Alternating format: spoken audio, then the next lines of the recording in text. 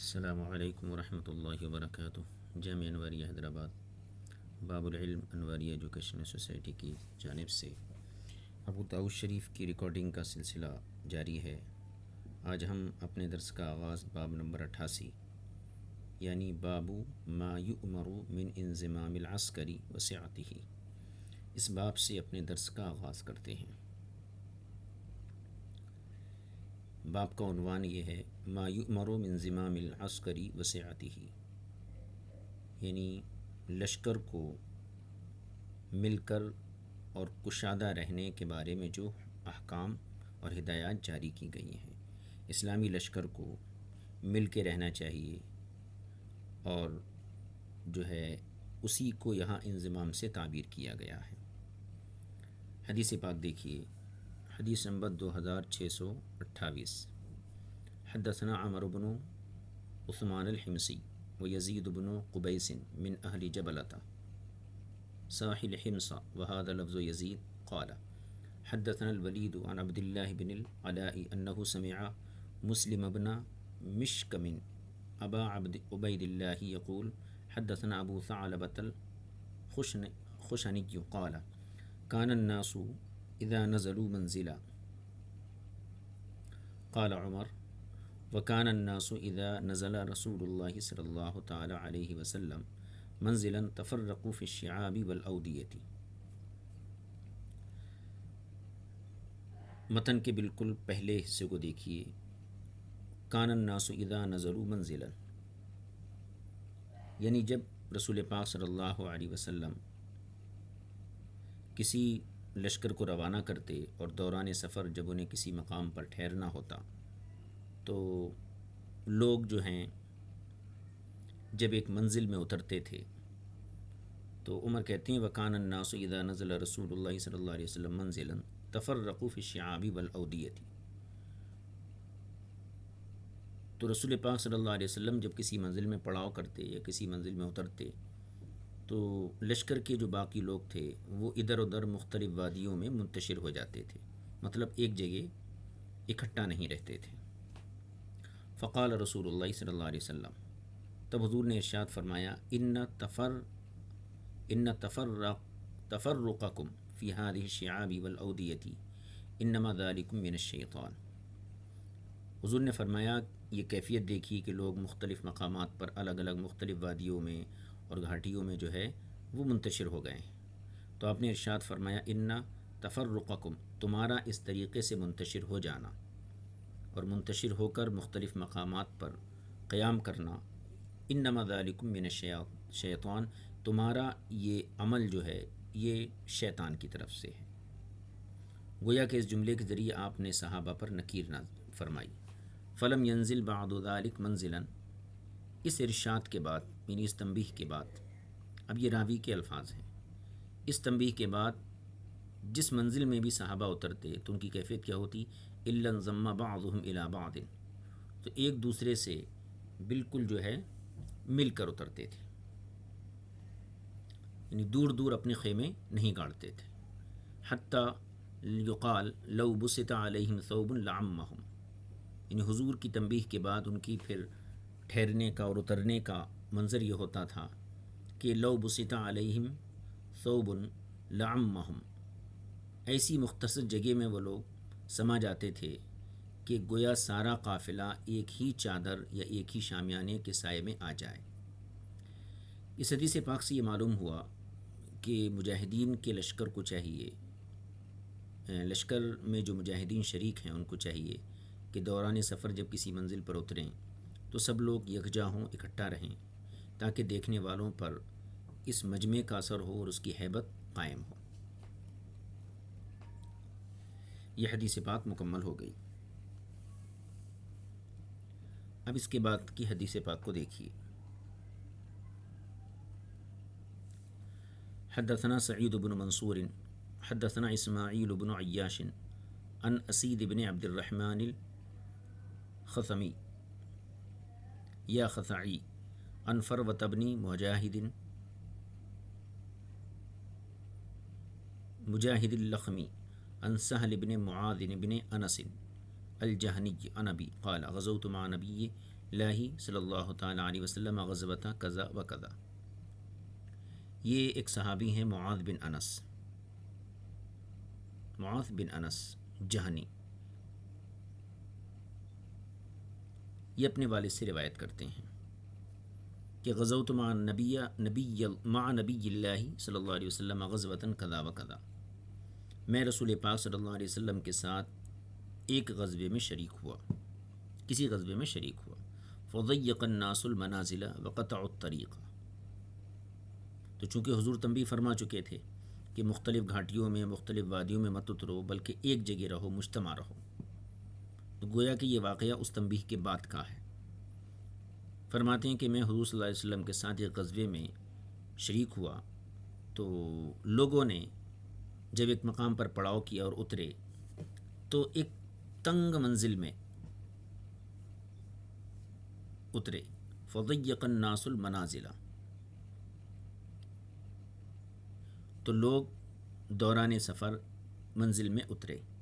وقطعوا الطریق، اور آمد و رفت کا جو راستہ تھا اس کو جو ہے روک دیا، یعنی آنے جانے والوں کی جو گزرگاہ تھی، آنے جانے کا جو راستہ تھا وہ بھی نہیں چھوڑے، بلکہ بہت ہی محدود جگہ پہ سب لوگ ٹھہر گئے۔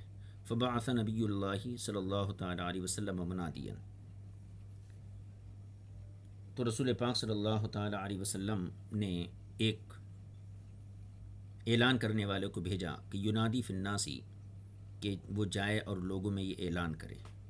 یہ منظر جب حضور نے دیکھا تو پھر آپ نے ایک اعلان کرنے والے کو بھیجا کہ لوگوں کو یہ اعلان کرو، ان من ضیق منزلا او قطع طریقا فلا جہاد لہ، یعنی جس شخص نے لوگوں کا راستہ روک دیا ہو یا تنگ کر دیا ہو یا منقطع کر دیا ہو تو پھر اس کا جہاد معتبر نہیں ہے، کل عدم قرار دیا جائے گا۔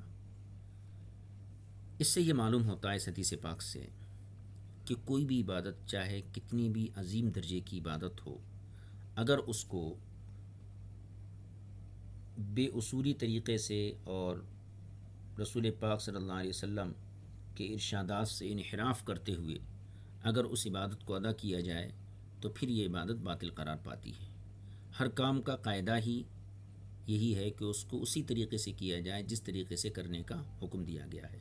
بے پرواہی کے ساتھ، لاپرواہی کے ساتھ کرنے سے چونکہ مقصود حاصل نہیں ہوتا ہے، لہٰذا اتنی عظیم عبادت لیکن راستہ روک دینا، اس کو رسول پاک صلی اللہ علیہ وسلم نے پسند نہیں فرمایا اور ارشاد فرمایا من ضیق منزلا او قطع طریقا فلا جہاد لہ، جو شخص جو ہے تنگ وادی میں ٹھہرے اور یا راستہ روک دے لوگوں کا تو اس کے لیے جہاد نہیں گویا کہ۔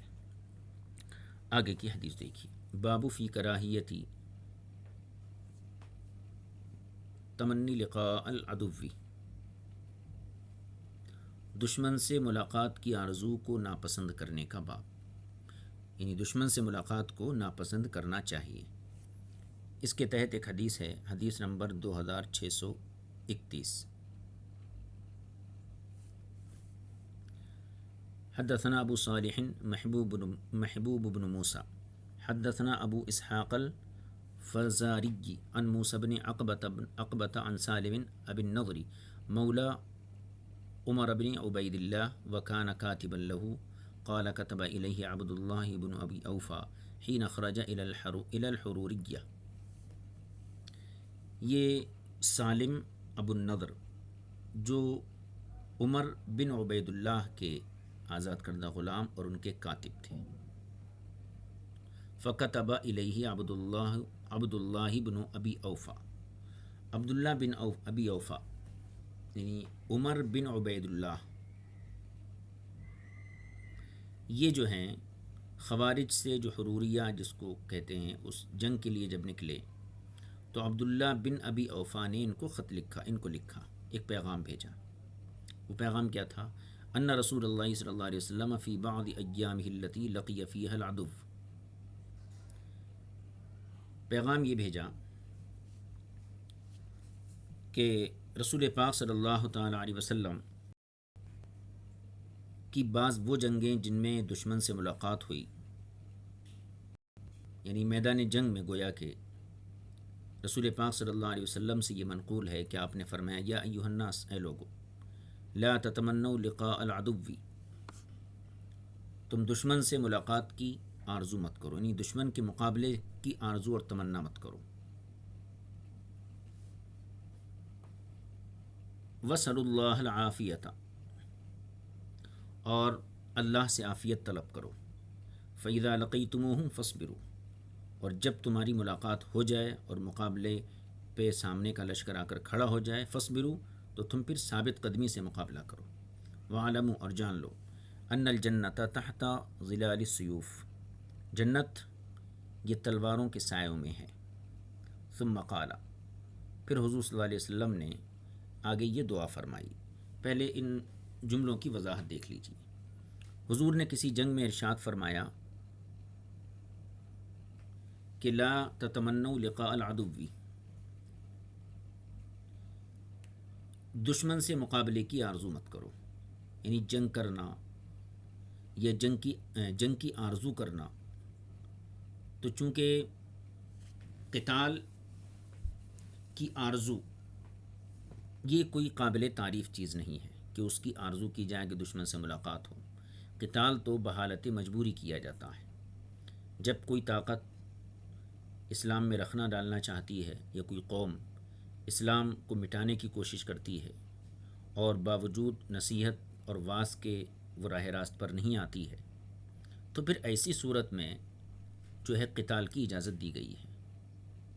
تو حضور نے فرمایا دشمن سے مقابلے کی آرزو مت کیا کرو، بلکہ اللہ سے عافیت ہی طلب کرنی چاہیے۔ شارحین حدیث نے اس حدیث کے تحت لکھا ہے کہ لقاء عدو یعنی دشمن سے ملاقات کی آرزو میں ایک قسم کی خود بینی بھی ہے اور عجب کی بھی بو آتی ہے، یعنی میدان جنگ میں جو فتح نصیب ہوتی ہے، جہاد میں جو کامیابی ملتی ہے، تو اس کو اللہ کی طرف منسوب کرنا چاہیے اور اللہ سے ہی نصرت مدد طلب کرنا چاہیے۔ تو گویا کہ اس خودبینی کی وجہ سے حضور اکرم صلی اللہ علیہ وسلم نے اس سے منع فرمایا۔ اور چونکہ ہمارا عقیدہ ہے کہ مسلمان جہاں بھی مجاہدین نے اپنا حصہ پیش کیا، اپنی قربانی پیش کی، تو جہاں جہاں کامیابی و نصرت ملی وہ در حقیقت اللہ کی مدد سے ملی، اور اللہ رب العزت کی بارگاہ سے جو غیبی مدد آئی، اللہ تعالیٰ مدد عطا فرمایا۔ آگے فَإِذَا لَقِيتُمُوهُمْ فَاصْبِرُوا وَاسْأَلُوا اللَّهَ الْعَافِيَةَ، اور اللہ سے عافیت طلب کرتے رہو۔ فَإِذَا لَقِيتُم، جب تمہیں ملاقات ہو ہی جائے تمہاری اور دشمن مقابلے پہ آ کے ٹھہر جائے، تو ایسی صورت میں پھر بھاگنا نہیں ہے۔ فَاصْبِرُوا، صبر کرو۔ یہاں صبر کس معنی میں ہے؟ ثابت قدمی کے معنی میں، ثابت قدمی رکھو۔ وَاعْلَمُوا أَنَّ الْجَنَّةَ تَحْتَ ظِلَالِ السُّيُوفِ، اور جان لو بے شک جنت یہ تلواروں کے سائے کے نیچے ہے۔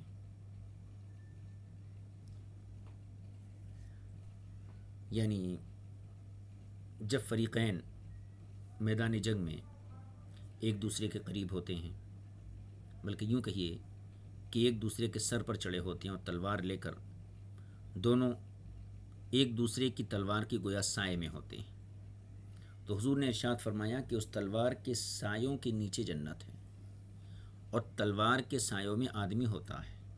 جب گھمسان کی لڑائی ہوتی ہو تو تلواریں بلند ہوتی ہیں اور آدمی اس کے نیچے ہوتا ہے، تو مطلب یہ ہوا کہ میدان قتال میں جو ہے جنت کا حصول ہوتا ہے، جنت جیسی نعمت بندے کو حاصل ہوتی ہے۔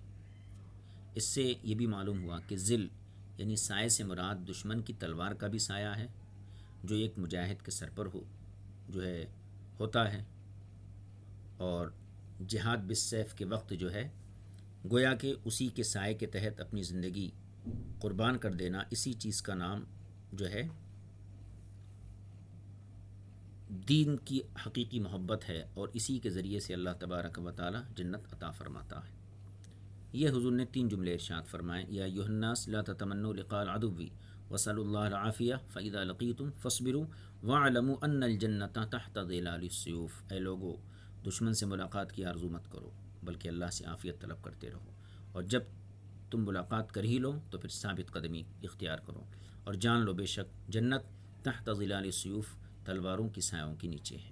ثم قال، پھر حضور نے ارشاد فرمایا اللہم منزل کتابی، یہ دراصل اللہ کے لیے صفت کے طور پر استعمال کیا گیا، یعنی کتاب کو نازل کرنے والے، مجری السحاب، بادلوں کو چلانے والے، وہا زم الاحزاب، اور دشمنوں کے لشکر کو شکست دینے والے، اہزمہم، ان مشرکین کو شکست سے دوچار کر، ونصرنا علیہم، اور ہمیں ان کی خلاف فتح و نصرت عطا فرما۔ یہ دعا آپ جو ہے کیا کرتے تھے۔ تو ایک جنگ سے یہ منقول ہے۔ آگے کے باب کو دیکھیے، باب نمبر یہ 90 ہے، باب ما یدعا عند اللقاء، یعنی جب مقابلہ ہو تو عین لڑائی کے وقت کیا دعا مانگنی چاہیے، کون سی دعا منقول ہے۔ اس کے تحت حدیث ہے، حدیث نمبر 2632، حدثنا نصر بن علی اخبرنی ابی حدثنا المثنى بن سعید عن قتادة عن انس بن مالک قال کان رسول اللہ صلی اللہ تعالی علیہ وسلم اذا غزا، جب رسول پاک صلی اللہ علیہ وسلم جو ہے غزوہ، کسی غزوے میں شریک ہوتے تو دعا کرتے، اللہم، اے اللہ، انت عضدی، تو ہی میرا معین ہے۔ عضد دراصل بازو کو کہتے ہیں، اور یہاں کنایتاً جو ہے حمایتی اور طاقت پہنچانے والے کے لیے استعمال کیا گیا ہے، یعنی تو ہی میری طاقت کا سرچشمہ ہے، ونصیری، اور تو ہی میرا مددگار ہے، بک احول، میں تیری ہی برکت سے، بکا، تیری برکت سے، احول حالہ یحول، حولان، حرکت کرتا ہوں، وہ بکا، یعنی چلتا پھرتا ہوں میں تیری قوت سے، وہ بکا اصول، اور میں تیری ہی قوت سے حملہ کرتا ہوں، وہ بکا قاتل، اور تیری ہی قوت سے میں لڑائی لڑتا ہوں۔ گویا انسان کو چاہیے کہ اپنی ساری صلاحیتوں کو اللہ رب العزت کے سپرد کر دے۔ آگے کا باب دیکھیے، باب نمبر 91، باب فی دعاء، دعا یہاں دعوت کے معنی میں، بلانے کے معنی میں، مشرکین کو دعوت دینے کا باب۔ اس کے تحت حدیث نمبر 2632، حدثنا سعید بن منصور حدثنا اسماعیل بن ابراہیم حدثنا ابن عون قال كتبت الى نافع اسأله عن دعاء المشرکین عند القتال۔ ابن عوف کہتے ہیں کہ میں نے نافع کے پاس خط لکھا، اسأله عن دعاء المشرکین عند القتال، اور میں نے ان سے اس خط میں یہ پوچھا کہ جنگ کے موقع پر مشرکین کو دعوت دینے کا کیا حکم ہے، کس قسم کی دعوت دی جاتی ہے۔ فکتب الیہ، تو حضرت نافع نے جواباً مجھے یہ خط لکھا، میرے خط کے جواب میں گویا انہوں نے یہ کہا، ان ذالک کان فی اول الاسلامی، کہ مشرکین کو جنگ شروع ہونے سے پہلے اسلام کی دعوت پیش کرنا یہ ابتدائے اسلام کا معاملہ تھا، یہ ابتدائے اسلام کا معاملہ تھا۔ وقد اغار نبی اللہ صلی اللہ تعالی علیہ وسلم بنی المصطلق وہم غارون وانعامہم تسقى علی الماء، پھر انہوں نے ایک واقعہ بیان کیا، وقد اغار نبی اللہ صلی اللہ علیہ وسلم بنی المصطلق، حضور اکرم صلی اللہ علیہ وسلم نے قبیلہ بنی مصطلق کے اوپر حملہ کیا، وہم غارون، اور وہ لوگ جو ہیں غفلت میں تھے، وانعامہم تسقى علی الماء، اور ان کے جو چوپائے تھے وہ پانی پی رہے تھے، ایک معنی تو یہ ہے، دوسرا معنی یہ ہے کہ وہ اپنے چوپایوں کو، اپنے جانوروں کو پانی پلا رہے تھے، اور کسی بھی دشمن کی آمد سے وہ لوگ بالکل بے خبر اور غافل تھے۔ تو حضور اکرم صلی اللہ علیہ وسلم نے بنی مصطلق کے اوپر حملہ کیا اس حال میں کہ وہ لوگ غافل تھے۔ فقتل مقاتلہم، تو اس قبیلے کے جو لوگ مقابلے پر آئے تو ان مقابلہ کرنے والوں کو قتل کیا، وسبا سبیہم، اور جو ہیں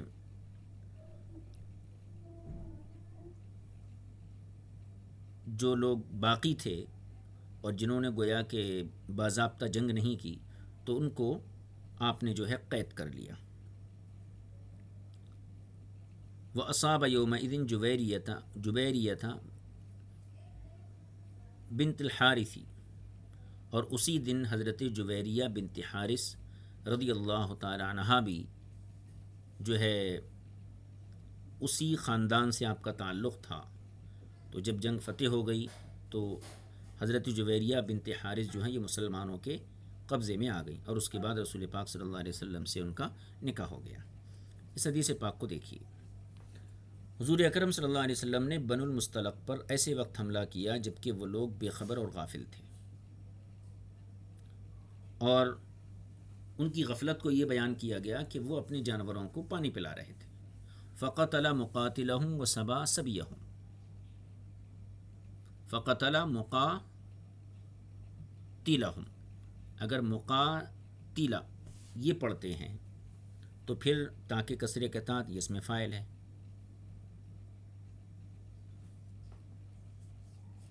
یعنی جس کے اندر لڑنے کی صلاحیت تھی، جیسے مرد ہے، عاقل بالغ ہے، کیونکہ عموماً جو ہے میدان جنگ میں ایسے ہی لوگوں کو قتل کیا جاتا ہے کہ جو مرد بھی ہوں اور دیوانے نہ ہوں، عاقل ہوں اور بالغ ہوں. چھوٹے بچوں کو یا عورتوں پر ہاتھ نہیں اٹھایا جاتا ہے. اور ان کو یہاں پر سبی سے تعبیر کیا گیا ہے، یعنی جو عورتیں تھیں یا نابالغ بچے تھے، چھوٹے بچے تھے، تو ان کو جو ہے یہاں سبی سے تعبیر کیا گیا. مطلب یہ ہے وہ سبا سبیہم. اور حضور اکرم صلی اللہ علیہ وسلم نے باقی لوگوں کو جو جنگ کرنے کے قابل نہیں تھے ان کو جو ہے گرفتار کر لیا، ان کو جو ہے غلام بنا لیا، قید کر لیا. اور اسی لڑائی میں حضرت جویریہ بنت حارث بھی آئیں، جن کو آپ نے پہلے آزاد کیا اور اس کے بعد حرم محترم میں ان کو جگہ عطا فرمائی. اب اس کا واقعہ جو ہے یہ مختلف سیر کی کتابوں میں منقول ہے. البتہ یہاں ایک بات عرض کر دینی ہے کہ رسول پاک صلی اللہ علیہ وسلم نے جو بھی نکاح فرمائے مختلف ازواج مطہرات سے، ہر نکاح کے پیچھے کچھ نہ کچھ حکمت ضرور تھی. یہ جو نکاح ہوا حضرت جویریہ کا، اصل میں جب لوگوں کو یہ پتہ چلا کہ حضور اکرم صلی اللہ علیہ وسلم نے حضرت جویریہ سے نکاح کر لیا ہے، تو پورے مسلمانوں کے پاس جو ہے بنو المصطلق کے لوگ قیدی کے طور پر تھے. ہر مسلمان کے پاس کچھ دو دو چار چار قیدی آئے تھے. یہ سب حضرت جویریہ بنت حارث کے قبیلے سے تھے. جب مسلمانوں کو یہ پتہ چلا کہ حضرت جویریہ بنت حارث کو حضور صلی اللہ علیہ وسلم نے اپنی زوجیت کے لیے قبول کر لیا ہے اور وہ حضور کے نکاح میں آ گئے ہیں، تو تمام مسلمانوں نے اپنے اپنے قیدیوں کو یہ کہہ کر چھوڑ دیا اور آزاد کر دیا کہ ہم جو ہیں رسول پاک صلی اللہ علیہ وسلم کے سسرالی رشتہ داروں کے ساتھ نرمی کا رویہ اختیار کریں گے اور ان کو قید نہیں بنائیں گے. تو دیکھیے آپ اس نکاح کی برکت سے ایک تو یہ کہ پورا خاندان آزاد ہوا، پھر جو ہے وہ لوگ ایمان بھی لائے. اب آگے دیکھیے اس میں حدثنی بذالک عبد اللہ وکان فی ذالک الجیش. یہ جملہ جو ہے یہ نافع کا قول ہے. نافع کہتے ہیں کہ یہ باتیں جو میں بیان کیا ہوں یہ اپنی طرف سے نہیں، بلکہ یہ تمام چیزیں مجھے عبداللہ نے بیان کی ہیں، اور وہ اس وقت اس لشکر میں یعنی غزوہ بنی المصطلق جو ہوا اس کے اندر وہ موجود تھے. یہ حدیث مکمل ہو گئی. حدیث نمبر 2634 اس کو دیکھ لیجیے یہاں پہ. حدثنا موسیٰ بن اسماعیل حدثنا حماد حدثنا ثابت عن انس ان النبی صلی اللہ علیہ وسلم کان یغیر عند صلاۃ الصبح. حضرت انس سے مروی ہے کہ رسول کریم صلی اللہ تعالی علیہ وسلم کا معمول یہ تھا کہ آپ عموماً رات میں حملہ کرنے اور قتال کرنے کا ارادہ نہیں فرماتے. یہ آپ کا معمول، یعنی رات میں حملہ کرنا آپ کا معمول نہیں تھا. یعنی مثلاً اگر دارالحرب کے قریب شام یا رات کے وقت میں پہنچے، یعنی جس علاقے میں حملہ کرنا ہے تو رات میں یا شام کے وقت پہنچے، تو یہ نہیں کہ اسی وقت جنگ شروع کر دیں، بلکہ رات گزارتے اور صبح ہونے کا انتظار کرتے اسی کو یہاں بیان فرمایا گیا.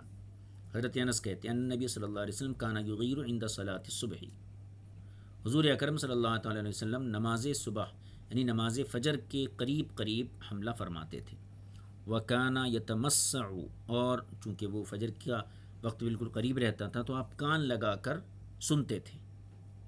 فَإِذَا سَمِعَ أَذَانًا، کہ کہیں ایسا تو نہیں ہے کہ کہیں فجر کی اذان ہوتی ہو، تو اگر اذان کی آواز آ جاتی امسکا تو پھر آپ جنگی کارروائی کو روک دیتے تھے، وَإِلَّا أَغَارَ اور اگر اذان کی آواز نہیں آتی تو پھر آپ جو ہے حملہ فرما دیتے۔ مطلب یہ ہے کہ اگر اذان ہوتی رہی تو اس صورت میں آپ جنگ شروع نہیں کرتے تھے، لیکن اذان کے خاتمے کے بعد پھر باضابطہ جنگ کا آغاز ہوتا تھا۔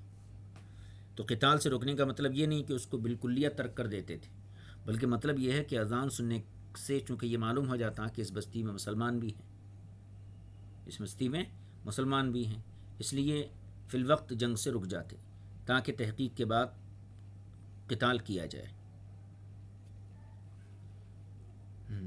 آگے کی حدیث دیکھیے، حدثنا، یہ حدیث نمبر 2635، حدثنا سعید بن منصور حدثنا سفیان عن عبد الملک بن نوفل بن مساحق عن ابن عصام المزنی عن ابی قال بعثنا رسول اللہ صلی اللہ تعالی علیہ وسلم، حضور اکرم صلی اللہ علیہ وسلم نے ہمیں روانہ فرمایا فی سریت، ایک مہم کی طرف، فقال اور ارشاد فرمایا اذا رأیتم مسجدا او سمعتم مؤذنا فلا تقتلوا احدا، کہ جب تم کسی مسجد کو دیکھو یا مؤذن کی اذان سنو تو پھر کسی کو قتل مت کرو۔ مطلب یہ ہے کہ اس طریقے سے ایک تو یہ ہے کہ اس میں اذان کی حرمت ہے اور مسجد کی حرمت ہے، دوسری چیز اصل چیز یہ ہے کہ جب اس مقام پر مسجد ہوں گی یا اذان کی آواز آتی ہوں گی تو اس سے یہ ظاہر ہے کہ اس بستی میں کچھ نہ کچھ مسلمان ضرور ہوں گے۔ اگر آپ نے یوں ہی اسی طریقے سے حملہ کر دیا تو مسلمان بھی حملے کی زد میں آ سکتے ہیں اور انہیں بھی جانی یا مالی کسی قسم کا نقصان پہنچ سکتا ہے۔ اس لیے مسجد دیکھو یا اذان کی آواز سنو تو ایسی صورت میں حملے میں جلد بازی مت کرو، بلکہ تحقیق کرنے کے بعد وہاں جنگ کا آغاز کرو۔ یہ باب مکمل ہو گیا۔ اب آگے کو باب کو دیکھ لیے، باب المکری فی الحربی، جنگ میں مکر کا باب، خفیہ تدبیر کا باب، چال چلنے کا باب۔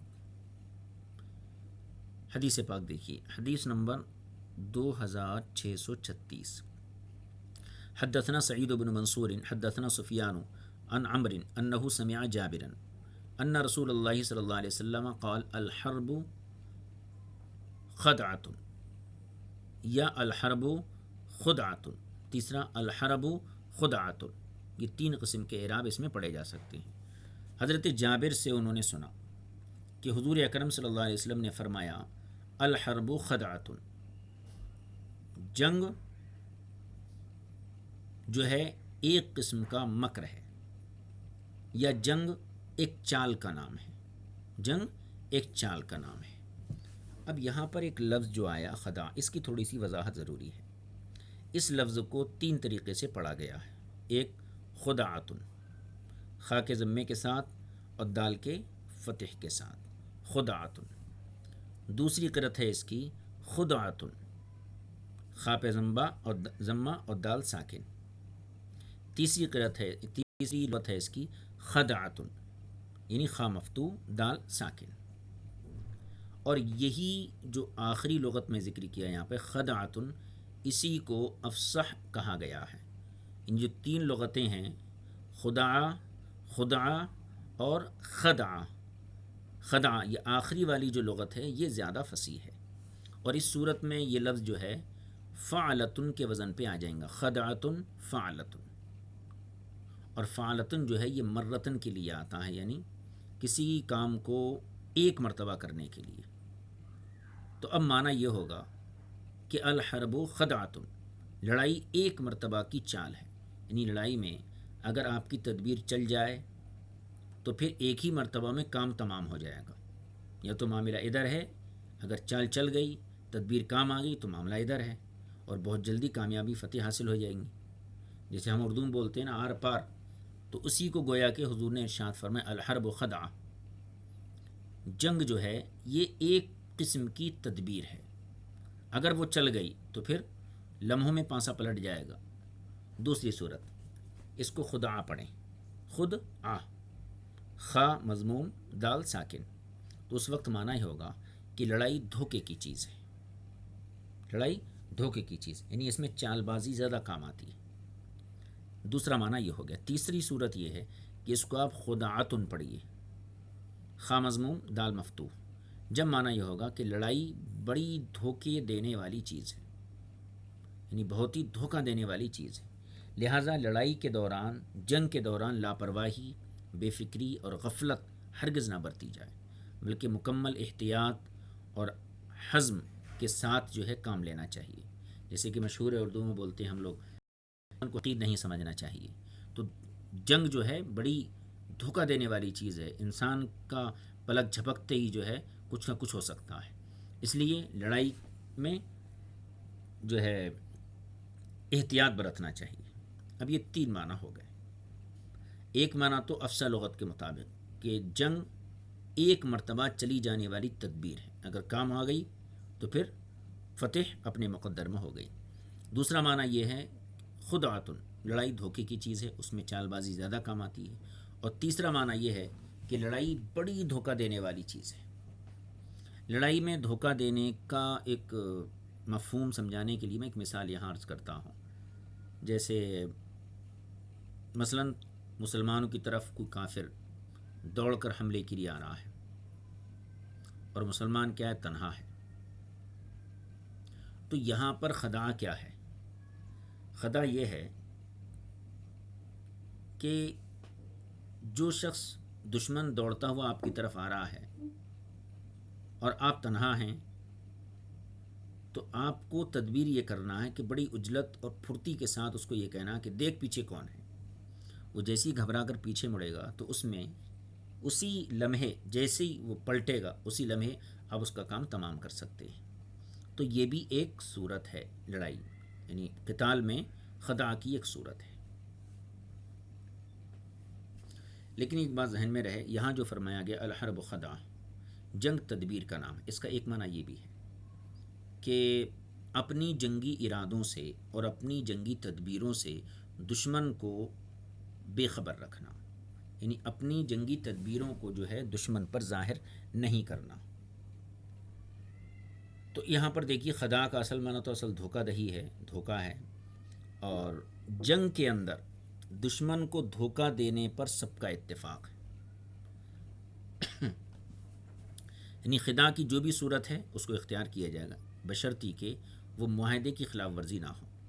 اگر ہم دشمن سے کچھ معاہدہ کر چکے ہیں تو وہاں پر یہ قدر ہوگا کہ ہم اگر معاہدہ توڑ کر کچھ ایسی چال چلیں، ایسی تدبیر چلیں جس میں جو ہے معاہدے کی خلاف ورزی ہوتی ہو، تو ایسی صورت میں یہ خداع جائز نہیں ہے، کیونکہ جس میں شریعت کی اجازت نہیں تو اس میں جو ہے آپ خداع اور چال اور تدبیر اختیار نہیں کر سکتے۔ یہی وجہ ہے کہ ذمیوں سے اسلامی حکومت میں اور دارالاسلام میں کوئی تعارض نہیں کیا جاتا، بلکہ مسلمانوں کی طرح ان کے ساتھ معاملہ کیا جاتا ہے، ان کی عبادت گاہوں کی بھی حفاظت کی جاتی ہے، ان کے جان، ان کی مال کی بھی حفاظت کی جاتی ہے۔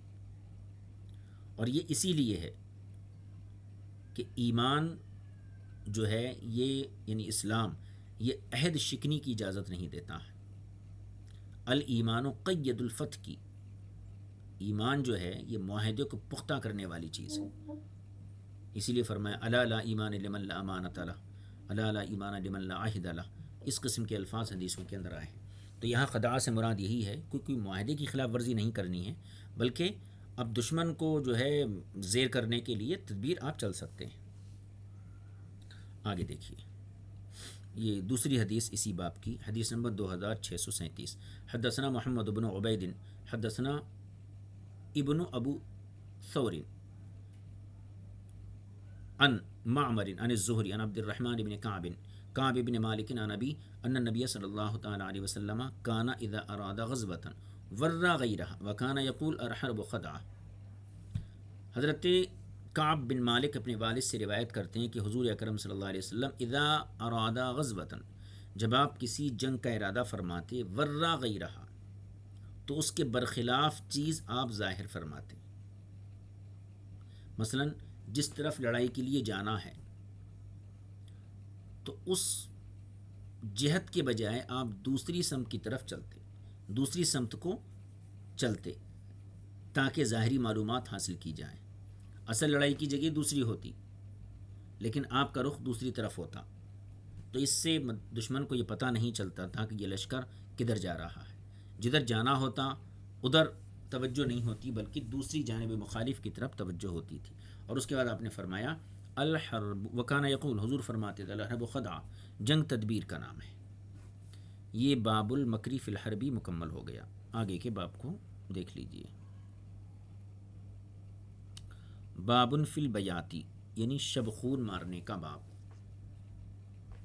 مطلب یہ ہے کہ رات کے وقت جو غفلت کا وقت ہوتا ہے اور اس میں دشمن پر اچانک حملہ کر دینا اور جس کی بعض مرتبہ ضروری پیش آتی ہے، تو اس کو عربی میں بیات بولتے ہیں اور فارسی میں اسی کو شب خون بولتے ہیں، اور یہی جو ہے ہماری اردو میں بھی مستعمل ہے. اب باب میں جو آیا ہے بیات کا لفظ آیا ہے، اس کو تبیت بھی کہتے ہیں. تو شب خون مارنے کے حوالے سے اس باب کے تحت حدیث ذکر کریں گے. دیکھیے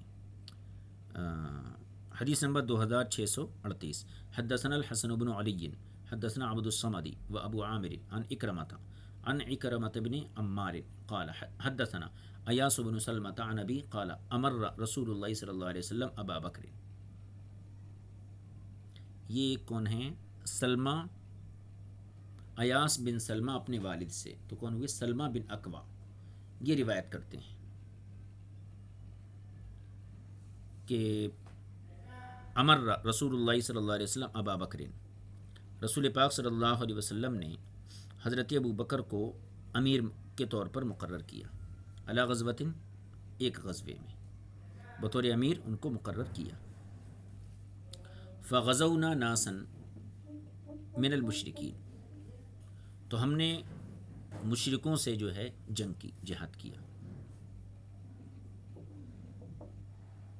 فبیتناہم، اور ہم نے ان پر شب خون مارا، یعنی رات میں غفلت کے موقع پر ہم نے ان پر حملہ کیا.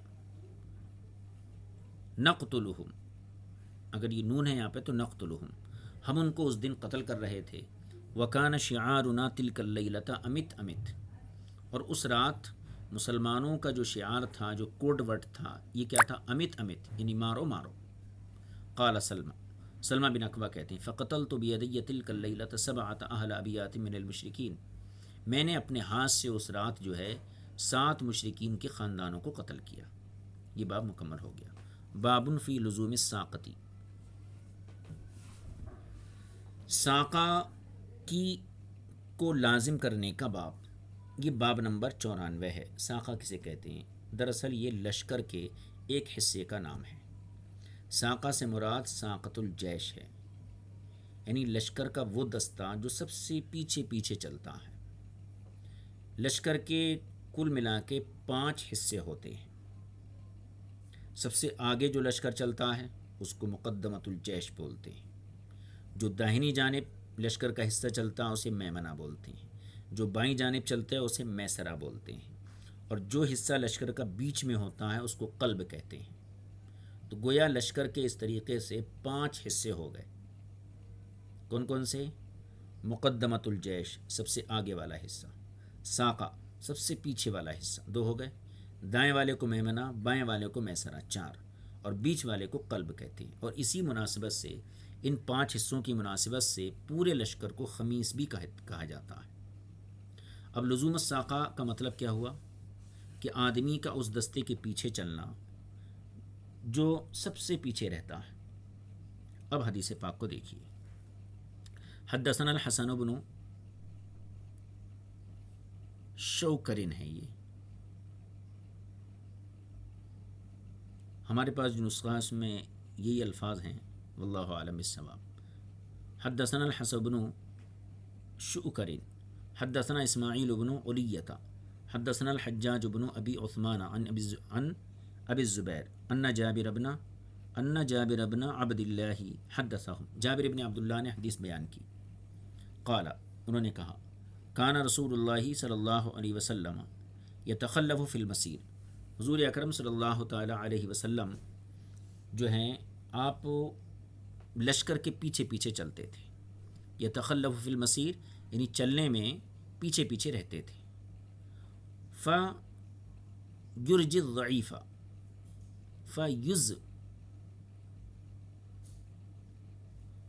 فیزجی الضعیف، وَيُرْدِفُ وَيَدْعُو لَهُم، آپ بالکل پیچھے چلتے تھے، اور کمزور آدمی جو ہوتا تھا اس میں، یعنی مثلا کسی کی سواری سست ہوتی، کمزور ہوتی، تو اس کو آپ ہانک دیتے تھے، اور ویردف، اور کبھی حسب ضرورت جو ہے کوئی پیدل چلنے والا ہوتا، چل نہیں پاتا، اس کے پاس سواری بھی نہیں ہوتی، تو آپ اس کو جو ہے ردیف بنا لیتے اور اپنی سواری پر پیچھے بٹھا لیتے تھے۔ اور تیسری چیز یہ ہے کہ آپ پورا لشکر آپ کے سامنے ہوتا تھا، اور آپ جو ہے اس کے لیے دعائیں بھی کیا کرتے جاتے تھے۔ تو حضور اکرم صلی اللہ علیہ وسلم اپنی امت پر اس قدر شفیق ہیں کہ آپ لشکر کے بالکل پیچھے چلتے تھے۔ اس کا مقصد کیا ہوتا تھا؟ دو کام تو یہاں تین کام بیان کیے گئے۔ فیسجد ضعیف، کبھی آپ جو ہیں ضعیف جس کی سواری ہوتی اس کو ہانکتے تھے، اس کو ہانک دیتے تھے تاکہ وہ تیز چلنا۔ ویردف، کبھی کسی کو اپنے پیچھے بٹھا لیتے تھے۔ ویدعو لہم، اور تیسرا کام یہ کہ آپ ان کے لیے دعا فرماتے تھے۔ یہ باب مکمل ہو گیا۔ باب، یہ باب نمبر ہے 95۔ باب علی ما یقاتل المشرکین، مشرکین سے کس بنیاد پر قتال کیا جائے گا اور کس صورت میں کرنا بھی چاہیے، اور اس کا مقصد کیا ہے، یہ تمام چیزیں اس باب کے اندر ذکر کی جائیں گی۔ حدیث نمبر 2640۔ حدثنا مسدس حدثنا ابو معاویہ عن الاعمش عن ابی صالح عن ابی ہریرہ قال قال رسول اللہ صلی اللہ علیہ وسلم، حضور صلی اللہ علیہ وسلم نے ارشاد فرمایا، امرت ان اقاتل الناس حتی یقولوا لا الہ الا اللہ، مجھے اللہ نے حکم دیا ہے قتال کا، مجھے اللہ نے حکم دیا نقاتل الناس، کہ میں لوگوں سے قتال کروں، حتی یقولوا لا الہ الا اللہ، کب؟ اس وقت تک جب تک کہ وہ دین اسلام کی سچائی کا اعتراف نہیں کر لیتے ہیں۔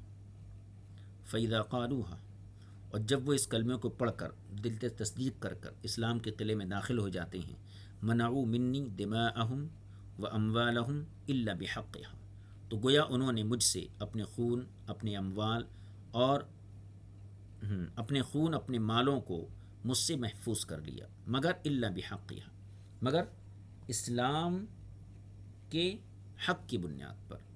مطلب یہ ہے، اگر کوئی شخص، یعنی حضور صلی اللہ علیہ وسلم نے فرمایا کہ مجھے قتال کرنے کا حکم دیا گیا ہے کہ میں لوگوں سے قتال کروں یہاں تک کہ وہ لوگ ایمان لا لیں، اگر وہ لوگ ایمان لا لیتے ہیں تو ان کا مال، ان کا خون یہ محفوظ ہو گیا، یعنی اب ان کے مال پر کوئی گزند نہیں پہنچے گی، ان کے مال کو نہ ان کے ساتھ جنگ کی جائے گی، نہ انہیں کے ساتھ قتال کیا جائے گا۔ لیکن اگر اسلام کا حق بیچ میں آتا ہے تو پھر ایسی صورت میں جو ہے اگر کسی مسلمان نے کسی کو قتل کر دیا تو قصاصاً اس کی جان بھی لی جا سکتی ہے، یا پھر کسی نے کسی کی کوئی چیز چوری کر لی یا کوئی جرم کر دیا جس میں دیت دینے کی ضرورت ہوتی ہے، مال دینے کی ضرورت ہوتی ہے، تو ایسی صورت میں وہاں پر جو حقوق اسلام ہیں ان پر عمل آوری بھی ضروری ہوگی۔ الا بحقها وحسابهم علی اللہ، اور ان کا حساب یہ اللہ کے ذمہ کرم پر ہے، ان کا حساب اللہ کے ذمہ کرم پر ہے۔ یعنی دنیا میں اگر کسی شخص نے اللہ عز و جل، اللہ کے ذمہ کرم پر ہے، دنیا کا نظام یہ ہے کہ اگر کوئی شخص مسلمان بھی ہو جائے اور پھر وہ جو ہے کوئی ایسا جرم کرے جس میں قصاصاً قتل ہونا ضروری ہے تو پھر اسے قصاصاً قتل کیا جائے گا، اور اس کا معاملہ یعنی دل کے جو احوال ہیں وہ اللہ کے سپرد ہیں۔ اسی طریقے سے اگر اس نے کوئی ایسا جرم کیا کہ جس میں جو ہے کہنا چاہیے مال دینے کی ضرورت ہے، تو پھر ایسی صورت میں اس کو مال دینا پڑے گا، اور جو دل کا معاملہ ہے اس کو اللہ کے سپرد کر دیا جائے گا۔ آگے کی حدیث نمبر 2641۔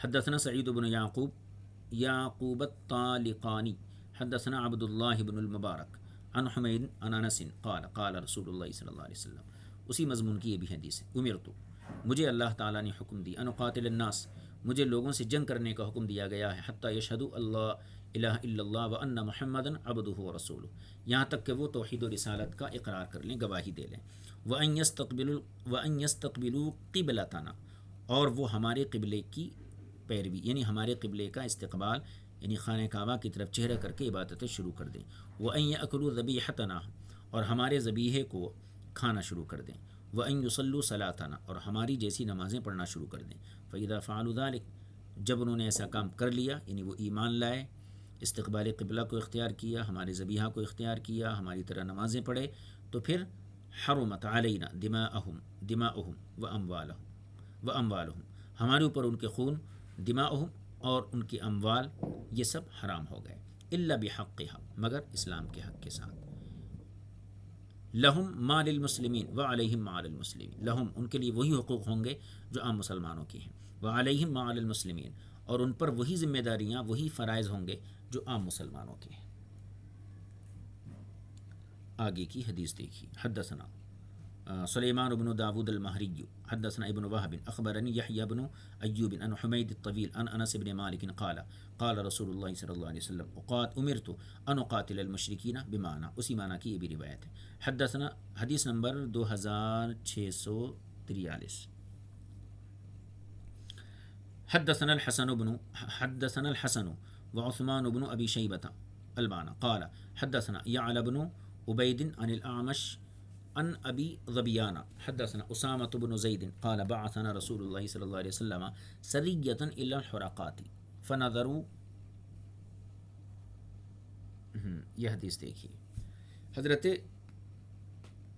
اسامہ بن زید سے مروی ہے، وہ فرماتے ہیں کہ بعثنا رسول اللہ صلی اللہ علیہ وسلم سریۃ الی الحرقات، حضور اکرم صلی اللہ علیہ وسلم نے ہمیں ایک سریہ یعنی ایک مہم پر روانہ کیا مقام حرقات کی طرف، ٹھیک ہے۔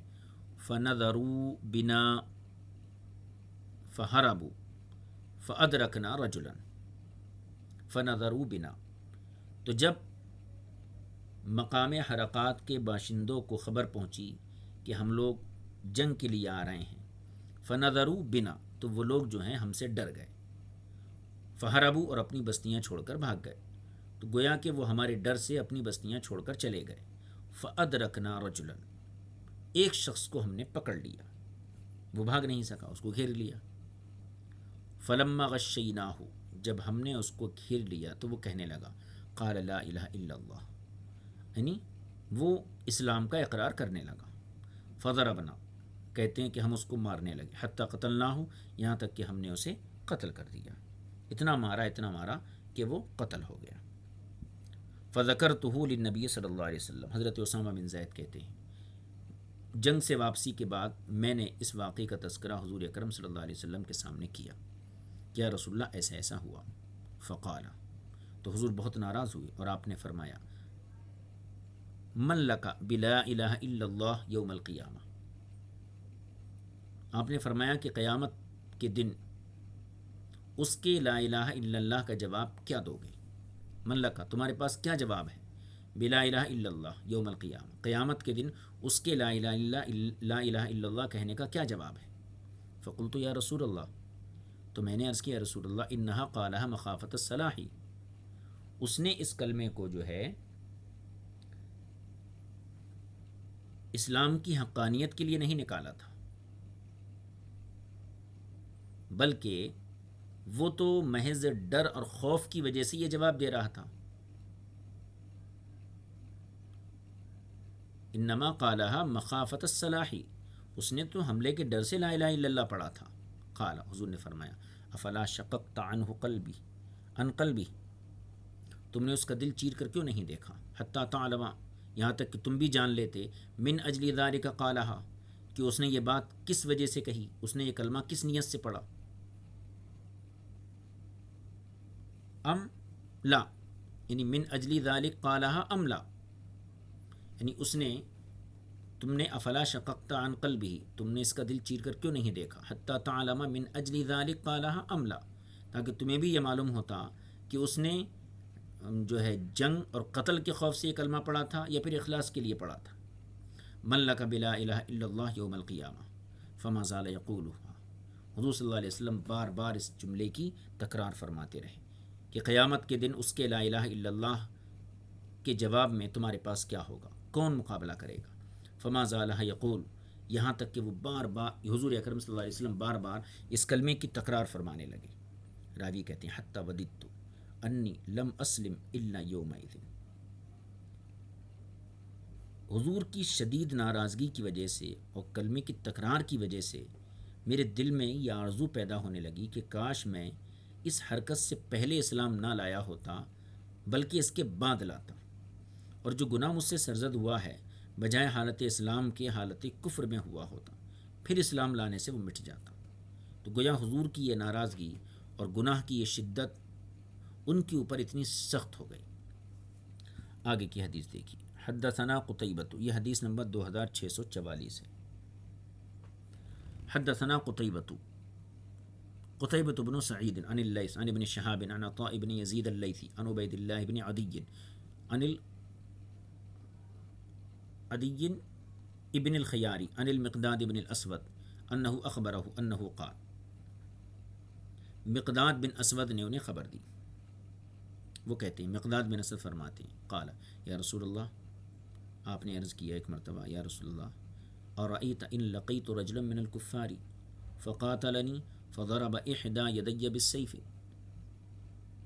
ثم لاذ مني بشجرة، یا رسول اللہ آپ کا کیا خیال ہے، ارأیت آپ کی کیا رائے ہے، ان لقیت رجلا من الکفار کہ اگر میرا کسی کافر کے ساتھ مقابلہ ہو جائے، فقاتلنی اور جو ہے اس سے میری جنگ شروع ہو جائے، فضرب احدى یدی بالسیف اور وہ میرا ایک ہاتھ تلوار سے کاٹ دے، ثم لاذ منی بشجرۃ پھر وہ مجھ سے بچ کر کسی درخت کی آڑ میں ہو جائے، یعنی وہ مجھ سے لڑے، میرا ہاتھ کاٹ ڈالے، پھر مجھ سے بچ کر وہ کسی درخت کی آڑ میں آ جائے،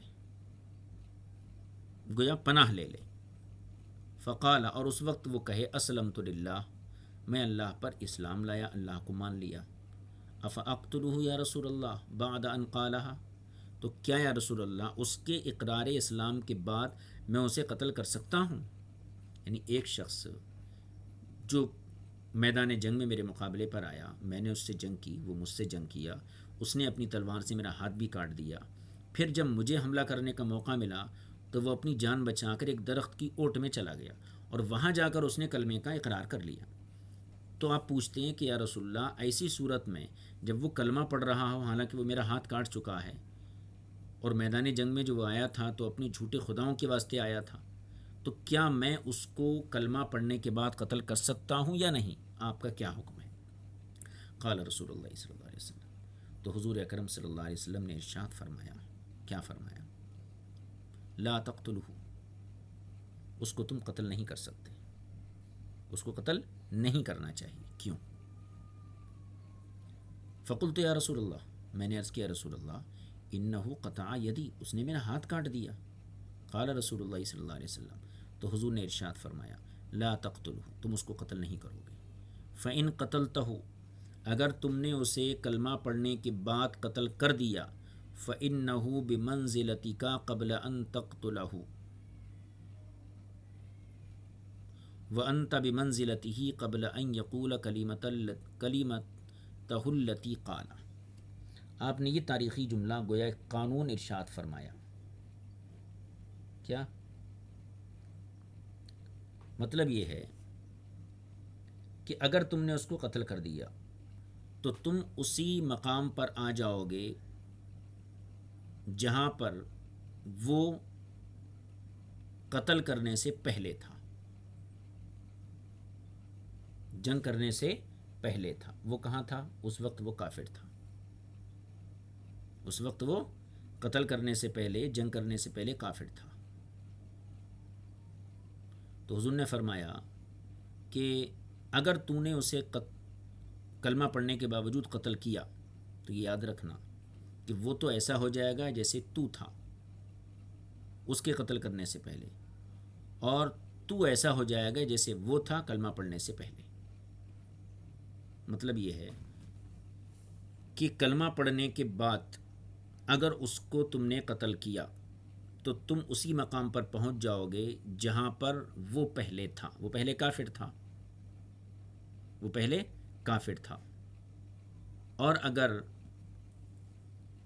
وَأَنْتَ بِمَنْزِلَتِي، تم وہاں ہو جاؤ گے اور وہ تمہاری جگہ پہ ہو جائے گا، فَإِنَّهُ بِمَنْزِلَتِكَ قَبْلَ أَن تَقْتُلَهُ، وہ تمہارے مقام میں آ جائے گا، یعنی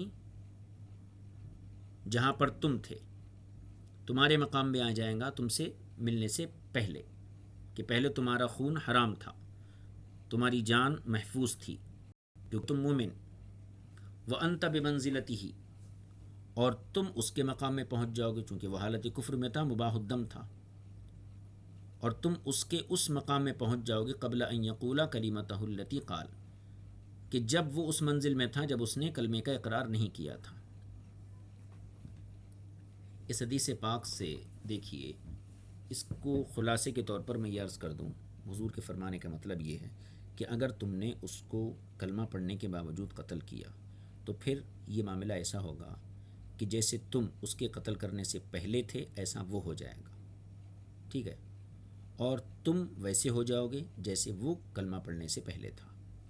اس میں اشکال یہ ہے کہ دشمن کلمہ پڑھنے سے پہلے کافر تھا، تو اس کا مطلب کیا ہوا کہ یہ مسلمان اس کو قتل کرنے کی وجہ سے اس دشمن کی طرح کافر ہو جائے گا، حالانکہ مسلمان کو قتل کرنے سے آدمی کافر نہیں ہوتا، فاسق و فاجری ہوتا ہے، ٹھیک ہے۔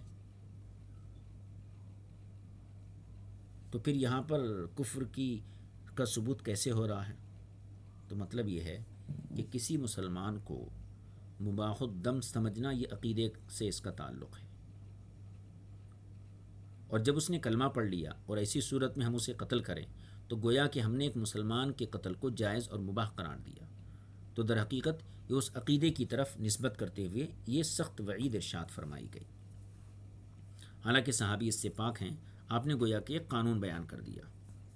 آگے دیکھیے حدیث نمبر 2645 حدثنا حناد بن سری حدثنا ابو معاویہ عن اسماعیل عن قیس عن جریر بن عبد اللہ قال بعث رسول اللہ صلی اللہ علیہ وسلم سریۃ الی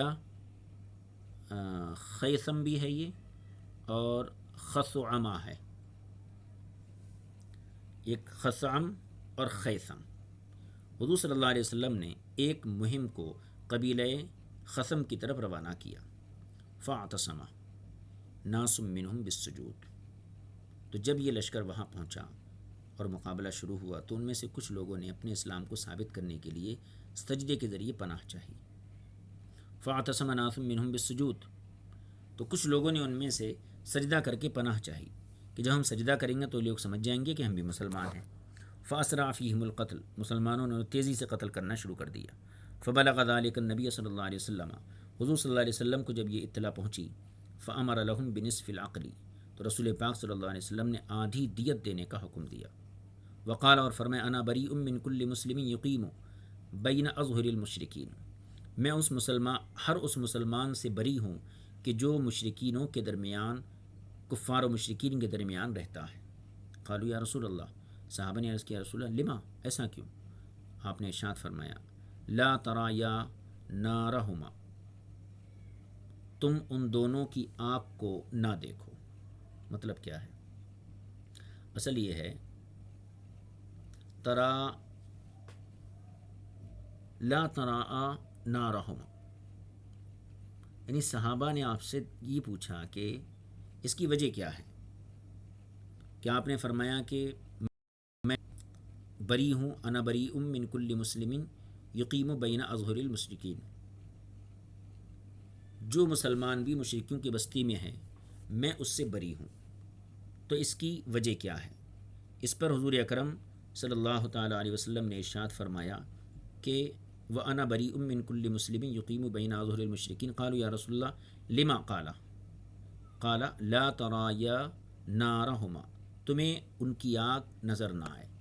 مطلب یہ ہے کہ اگر کسی بستی میں بعض لوگ اسلام لے آئیں تو ان کو چاہیے کہ اب وہ وہاں نہ رہیں بلکہ وہاں سے ہجرت کر کے دوسرے مقام پر چلے جائیں، اسی صورت میں ایک کی آنکھ دوسرے کی آنکھ کو نہیں دیکھے گی۔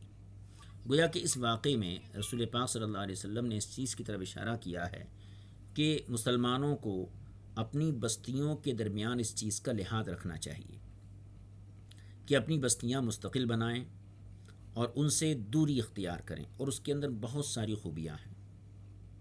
دو مذہب کے لوگ جب بیک وقت رہتے ہوں اور دونوں کی اپنی اپنی عبادت گاہیں ہوں اور وہاں پر کچھ مذہبی رسوم وغیرہ کی ادائیگی بھی ہو، تو ایسی صورت میں وہاں فساد کا قوی اندیشہ رہتا ہے۔ دوسری چیز، اگر وہاں غیر اقوام کی کثرت ہے اور مسلمانوں کی قلت ہے تو ایسی صورت میں ہمیشہ مسلمانوں کو جو ہے کمزور اور سیکنڈ درجے کا شہری بن کے رہنے پر مجبور ہونا پڑتا ہے۔ ان تمام چیزوں کی بنیاد پر حضور نے گویا کہ یہ ارشاد فرمایا کہ جس بستی میں مسلمان ہوں اور کافر بھی ہوں تو ایسی صورت میں مسلمان اور کافروں کو مسلمانوں کو کفار و مشرکین سے ذرا فاصلے پر رہنا چاہیے۔ آگے کی حدیث دیکھ لیجیے۔ اچھا، اس کے بعد فرمایا قال ابو داود رواہ معمر و حشیم و خالد الواسطی و جماعت لم یذکروا جریرا، اور بھی لوگوں نے اس حدیث کو روایت کیا ہے لیکن اس میں جریر کا تذکرہ نہیں کیا گیا ہے۔ آگے کے باب کو دیکھ لیجیے۔ باب نمبر 96، باب فی التولی یوم الزحف، یعنی جنگ کے دن، لڑائی کے دن پیٹھ دکھانا اور بھاگ جانا، اس کے احکام کیا ہیں۔ حدیث نمبر 2646، حدثنا ابو توبۃ ربیع بن نافع حدثنا ابن المبارک عن جریر بن حازم عن الزبیر بن خریت عن اکرمۃ عن ابن عباس قال نزلت، حضرت عبداللہ بن عباس فرماتے ہیں کہ یہ آیت کون سی اباق جا رہی، ان یکم منکم 20 صابرون یغلبوا 200، ان یکم منکم 20 صابرون